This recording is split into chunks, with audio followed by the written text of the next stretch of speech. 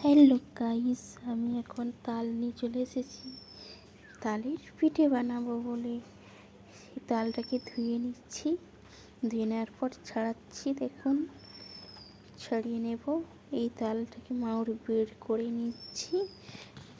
তালের মাউর বার করার পর আমি যেটা করব সেটা হলো নারকেল নিয়ে আসবো। নারকেল নিয়ে চলে এলাম। নারকেল ফাটিয়ে নিচ্ছি। আসলে নারকেলটা ছাল ছাড়িয়ে তারপর নারকেলকে ফাটিয়ে দিলাম। আমি ভালো করে ফাটানো হয়নি, তারপরেও নারকেল চুড়ে নিচ্ছি। নারকেল চুড়ার পর তাল মাউরটা দেখতেই পাচ্ছ, তাল মাউরে আমি দিয়ে দেব নারকেলের ছই যাকে বলে, দিয়ে দিলাম। দেওয়ার পর আমি এখন চিনি দিয়ে দেব, পরিমাণ মতো চিনি দিয়ে দিলাম।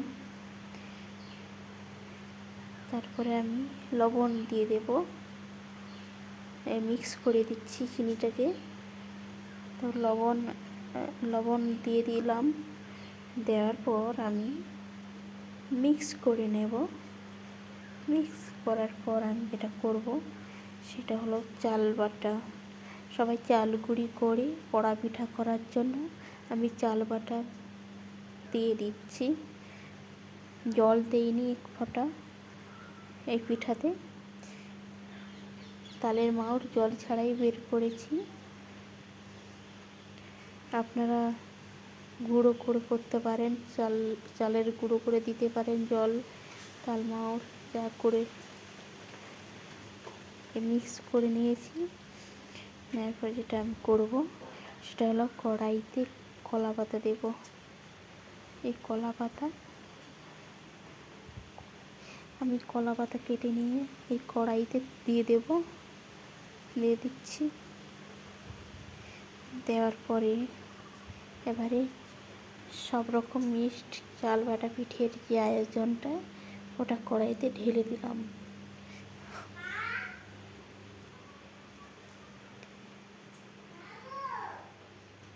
ঢালার পর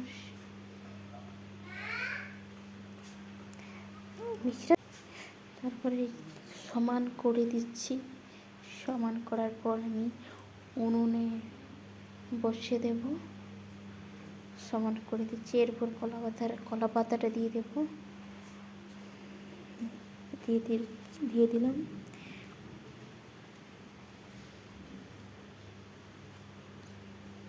এবারে উনুনে বসিয়ে দিলাম। বসানোর পর উপরেও ছাই দিয়ে দিয়েছি। নিচে থেকেও জ্বালানি দিচ্ছে, এর উপরেও ছাই দিয়ে দিয়েছি গরম। এই পিঠে হয়ে গেল। পিঠে হয়ে গেছে।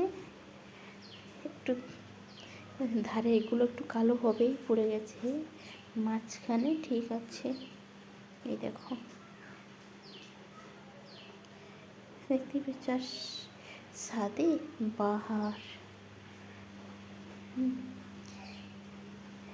কত সুন্দর লাল হয়েছে দেখো।